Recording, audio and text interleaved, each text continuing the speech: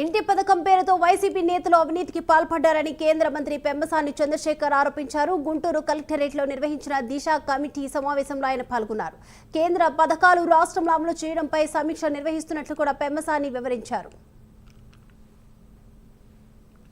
Disha meeting district development coordination and monitoring committee every 3 months కి parliament సభ్యులు central government schemes ఏవైతే ఉన్నాయో అవి ఏ విధంగా ఆ డిస్ట్రిక్ట్ లో ఇంప్లిమెంట్ అవుతున్నాయి అనే దాని గురించి కోఆర్డినేషన్ మీటింగ్ రెగ్యులర్ గా జరిగేది. అందులో చాలా స్కీమ్స్ ఉన్నాయి. అయితే ఒక 7-8 ప్రయారిటీగా తీసుకున్నాం.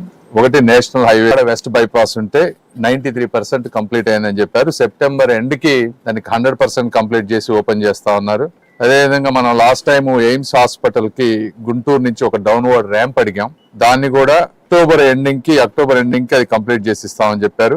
అమరావతి ఔటర్ రింగ్ రోడ్డుకి వచ్చేటప్పటికి సెంట్రల్ గవర్నమెంట్ 70 meters ఏదైతే వాళ్ళు ఇవ్వడానికి విల్లింగ్ గా ఉన్నారు అంతవరకు వీళ్ళకి ఇన్స్ట్రక్షన్స్ వచ్చినాయి. దాని మీద ల్యాండ్ అక్విజిషన్ అన్నిటిని కూడా చూసుకుంటా ఉన్నారు.